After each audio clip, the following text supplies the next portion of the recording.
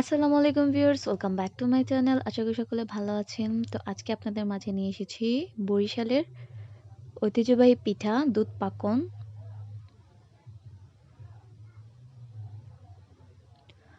তো ফার্স্টে এখানে আমি ময়দা নিয়ে নিয়েছি। আপনারা যতটুকু বানাবেন সেই পরিমাণ মতো নিয়ে নেবেন। আর নিয়ে নিয়েছি চালের গুঁড়া। এখানে 1 কাপ চালের গুঁড়া আর 1 কাপ আটা নিয়ে নিয়েছি, আর পরিমাণ মতো লবণ দিয়ে এটাকে মিক্স করে নিব।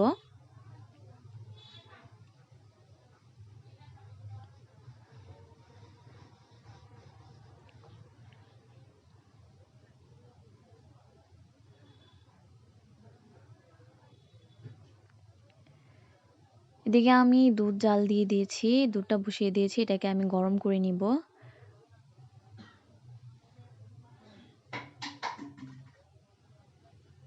এখানে দুধটার ভিতরে আমি আটা আর চালের গুঁড়িটা, যেটা আমি লবণ দিয়ে মাখিয়ে নিয়েছি, সেটা দিয়ে দিব। এখানে আমি অল্প একটু দুধ দিয়ে তো এটাকে আমি মাখিয়ে নিব, যেভাবে আমরা রুটির কাই গুলিয়ে নিই সেভাবে পরিমাণ মতো দুধটা দিয়ে নিতে হবে। যতটুকু আপনারা গুঁড়ি নেবেন সেই অনুযায়ী।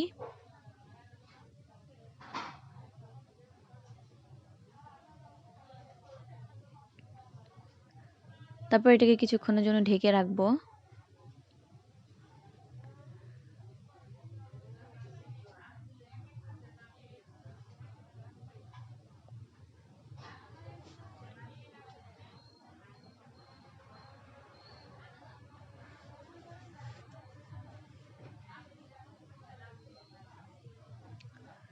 এখন এটাকে মাখিয়ে নিব আমি ভালোভাবে।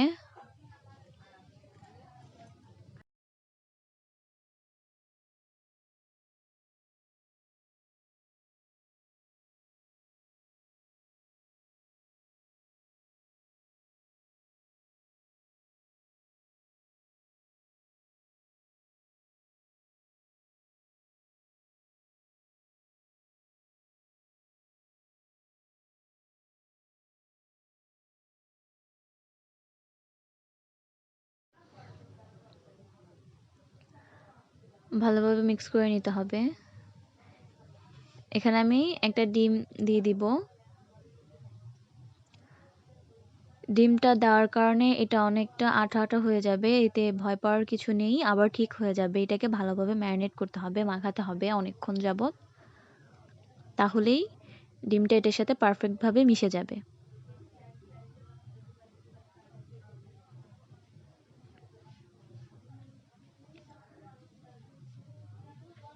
অনেকক্ষণ মাখিয়ে নেওয়ার পরে ডোটা ঠিক এরকম হবে। আমি এখন অল্প একটু তেল দিয়ে আবার এটাকে মাখিয়ে নিব।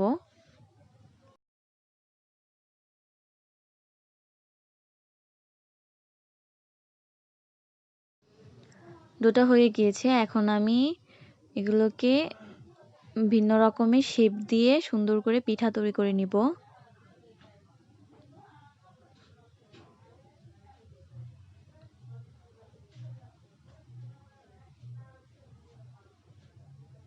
এটাকে আমি বেলে নিব ফার্স্টে।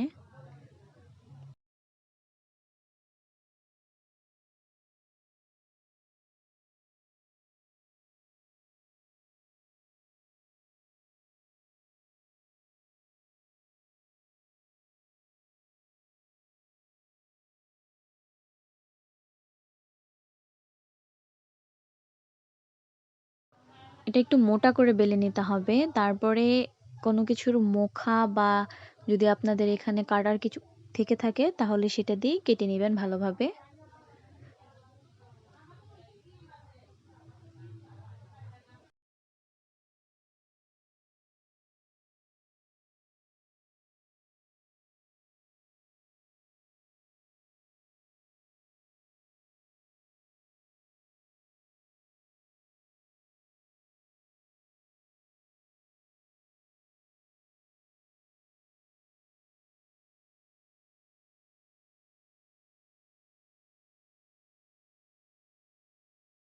ঠিক আমি এখন উঠিয়ে নিব। তারপরে এক একটা ডিজাইন করে বানিয়ে নিব।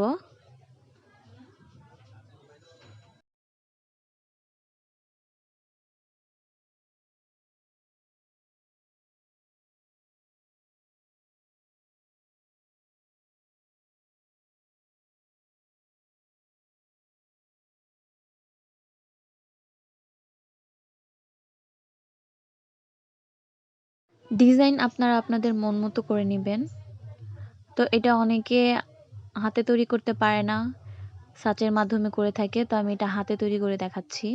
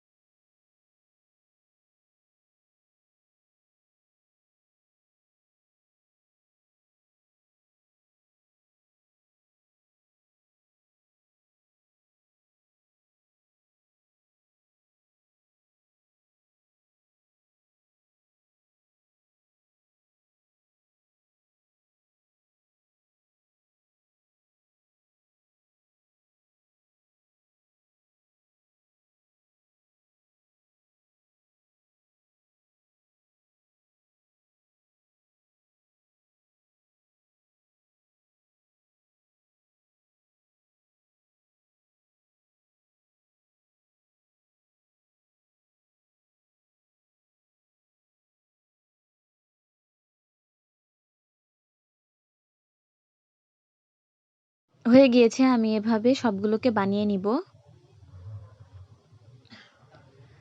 তারপর এদিকে আমি দুধ জাল দিয়ে দিয়েছিলাম, সেখানে আমি এখানে এলাচ, দারচিনি আর পরিমাণ মতো চিনি দিয়ে নিব। দিয়ে এটাকে গরম করে দুধটাকে শুকিয়ে নিব।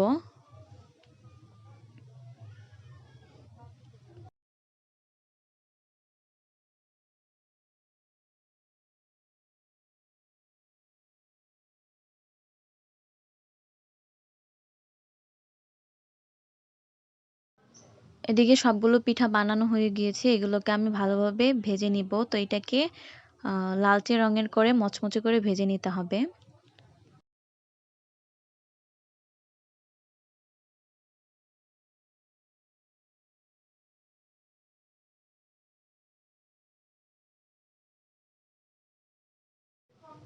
পেন বসিয়ে দিয়েছি, পেনটা গরম হয়ে গেলেই এখানে আমি পিঠাগুলো আস্তে আস্তে একে একে সবগুলো ছেড়ে দিব।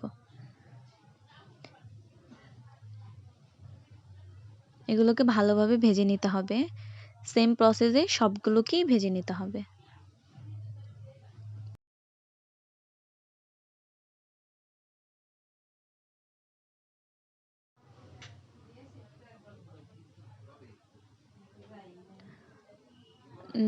দেখতে পাচ্ছেন কত সুন্দর হয়ে গিয়েছে, এগুলো কিন্তু হাত দিয়ে তৈরি করা হয়েছে।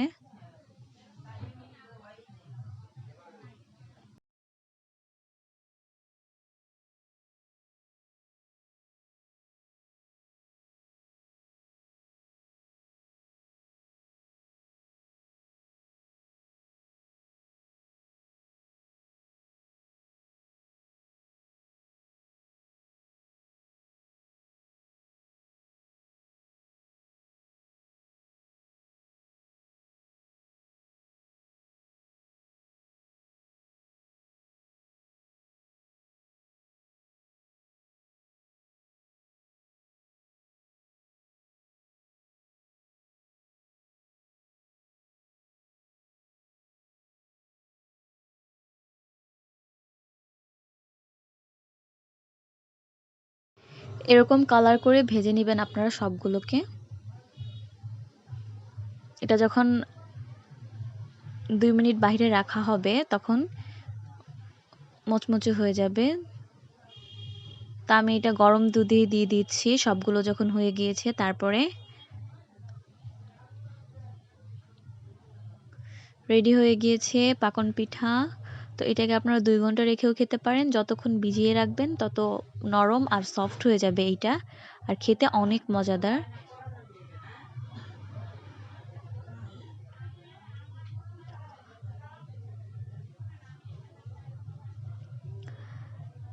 এটাকে আমি প্রায় 3-4 ঘন্টা ভিজিয়ে রাখার পরে এখন এই যে আপনাদেরকে ভেঙে দেখাচ্ছি যে কতটা সফট হয়েছে এটা। আপনার বাসায় অবশ্যই ট্রাই করবেন, অনেক মজাদার খেতে।